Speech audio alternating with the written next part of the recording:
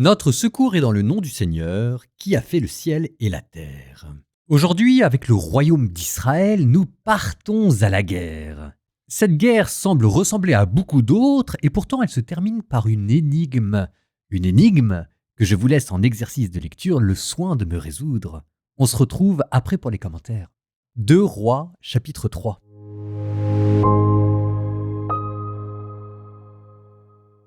Joram, fils d'Akab, devint roi sur Israël à Samarie, la 18e année du règne de Josaphat, roi de Juda. Il régna 12 ans. Il fit ce qui est mal aux yeux du Seigneur, mais pas autant que son père et sa mère, car il supprima la stèle de Baal que son père avait dressée. Toutefois, il resta attaché au péché que Jéroboam, fils de Nébat, avait fait commettre à Israël. Il ne s'en écarta pas. Mécha, roi de Moab, était éleveur de troupeaux et payait en tribut au roi d'Israël 100 000 agneaux et 100 000 béliers avec leur laine. Mais à la mort d'Akab, le roi de Moab se révolta contre le roi d'Israël. Ce jour-là, le roi Joram sortit de Samarie et passa en revue tout Israël. Puis il partit et envoya dire à Josaphat, roi de Juda, « Le roi de Moab s'est révolté contre moi. Viendras-tu avec moi pour combattre Moab ?» Josaphat répondit, « Je monterai. Ce sera pour moi comme pour toi, pour mon peuple comme pour ton peuple, pour mes chevaux comme pour tes chevaux. » Il ajouta, « Par quel chemin monterons-nous » Joram reprit, « Par le chemin du désert d'Édom. » Ainsi partirent le roi d'Israël, le roi de Juda et le roi d'Édom. Après 7 jours de chemin, l'eau vint à manquer pour la troupe et pour les bêtes de somme qui suivaient. Le roi d'Israël dit alors, « Malheur! Le Seigneur a donc convoqué les 3 rois pour les livrer aux mains de Moab. » Josaphat demanda, « N'y a-t-il pas ici un prophète du Seigneur, par qui nous puissions consulter le Seigneur ?» Un des serviteurs du roi d'Israël répondit, « Il y a ici Élisée, fils de Shaphat, qui versait l'eau sur les mains d'Élie. » Josaphat dit alors, « La parole du Seigneur est avec lui. » Le roi d'Israël ainsi que Josaphat et le roi d'Édom descendirent vers lui. Élisée dit au roi d'Israël, « Que me veux-tu ? Va trouver les prophètes de ton père et les prophètes de ta mère. » Le roi d'Israël lui répondit, « Non, car le Seigneur a convoqué ces 3 rois pour les livrer aux mains de Moab. » Élisée reprit, « Par la vie du Seigneur de l'univers devant qui je me tiens, si je n'avais égard à Josaphat, roi de Juda, je ne te prêterai aucune attention, je ne te regarderai pas.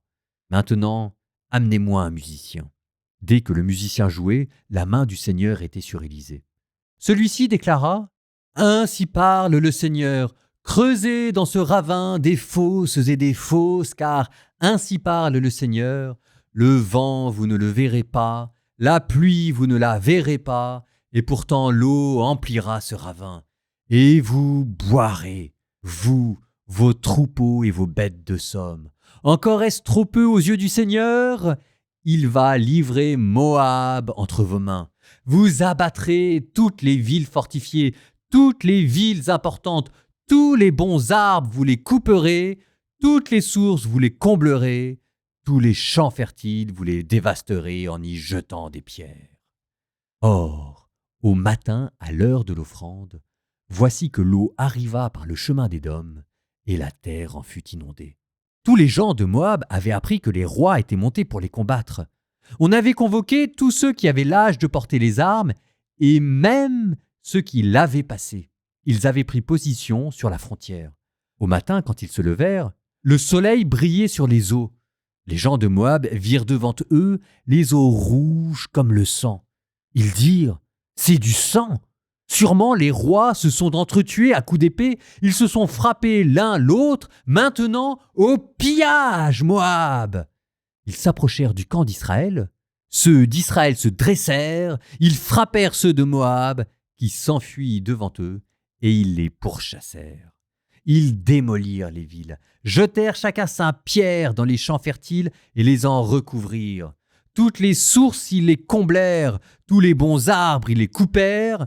Finalement, il ne resta debout que les murs de Kir Haréchet et les porteurs de ville encerclèrent la ville et la frappèrent. Le roi Moab vit que le combat était trop fort pour lui. Il prit avec lui 700 hommes portant l'épée pour tenter une percée vers le roi d'Édom, mais en vain. Il prit alors son fils aîné, qui devait régner après lui, et l'offrit en holocauste sur le rempart. Une grande colère vint sur Israël, qui leva le camp et retourna dans son pays.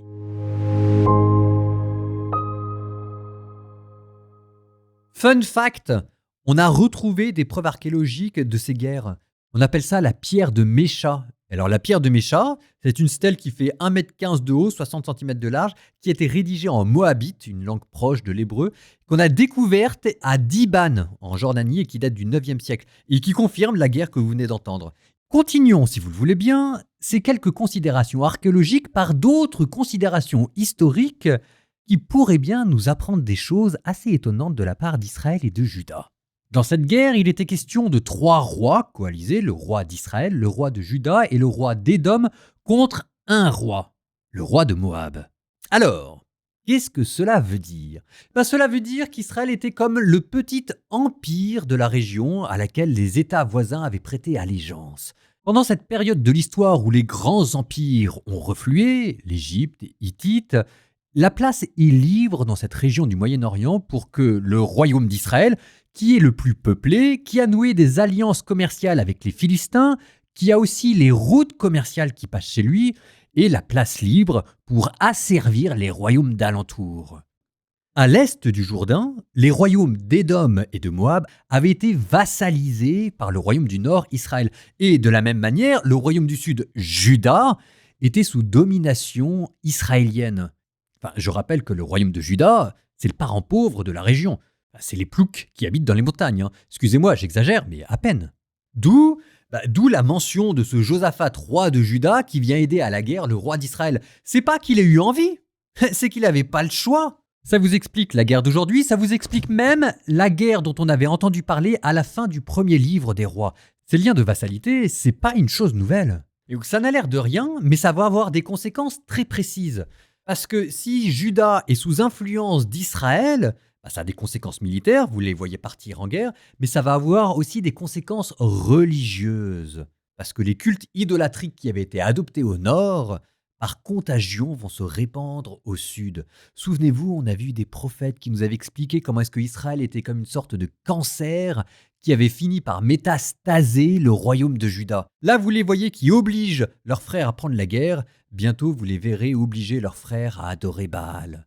Bon, en tout cas, là, vous avez un État qui se rebelle, et donc le roi d'Israël oblige ses États vassaux à l'aider dans cette guerre. Voilà pourquoi Israël part en guerre, voilà pourquoi Juda est obligé de le suivre. Maintenant, Moab qui se révolte, ça veut dire quoi ? Déjà, ça veut dire qu'Israël n'arrive plus à bien maintenir l'ordre dans la région.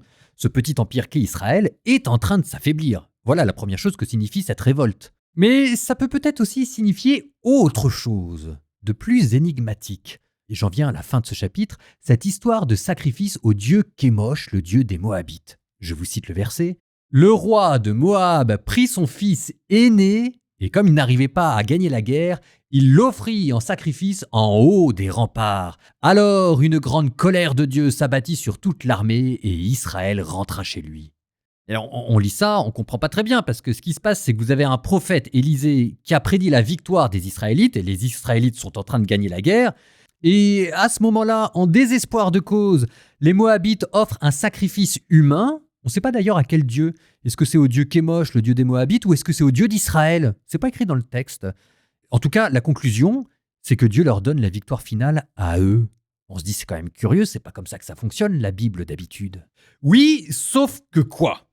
Pourquoi Mécha, roi de Moab, s'était-il en premier lieu rebellé contre Israël ? La réponse était au verset 4.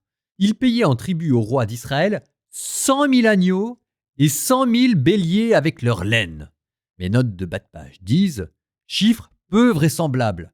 Et c'est vrai que 100 000 agneaux et 100 000 béliers, ça fait quand même beaucoup. Alors, ok, on est habitué des chiffres bibliques qui sont parfois un peu exagérés, mais ce que ça veut dire, c'est pas que c'est invraisemblable. Ce que ça veut dire, c'est que Israël les pressait jusqu'au sang.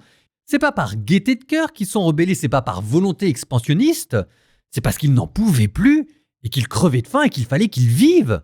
Et quand on vous parle d'un roi qui sacrifie son fils en haut des remparts, son fils héritier, il ne faut pas imaginer que c'est par plaisir qu'il a fait, c'est pas par amour du sang et goût de la cruauté, c'est en désespoir de cause. Ils étaient tellement dans la détresse qu'ils en sont venus à cette extrémité. Il est possible que dans cette prière idolâtrique païenne, il y ait eu un véritable cri de détresse auquel Dieu a voulu finalement donner raison.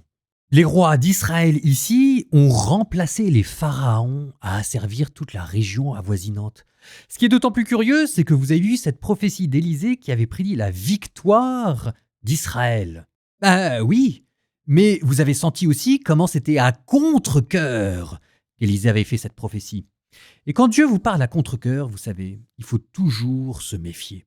C'est pas dit qu'il vous ait tout dit. Et là, Dieu a bien prouvé qu'il était capable de faire des miracles. Dieu a bien prouvé qu'il aurait été capable de donner la victoire aux Israélites. Mais il ne l'a pas fait, parce que tous méritent. Psaume 109. Oracle du Seigneur à mon Seigneur, siège à ma droite, et je ferai de tes ennemis le marchepied de ton trône. De Sion, le Seigneur te présente le sceptre de ta force, domine jusqu'au cœur de l'ennemi. Le jour où paraît ta puissance, tu es prince, éblouissant de sainteté. Comme la rosée qui naît de l'aurore, je t'ai engendré. Le Seigneur l'a juré dans un serment irrévocable. Tu es prêtre à jamais selon l'ordre du roi Melchisédek. À ta droite se tient le Seigneur, il brise les rois au jour de sa colère, il juge les nations, les cadavres s'entassent, il brise les chefs, loin sur la terre. Au torrent il s'abreuve en chemin, c'est pourquoi il redresse la tête.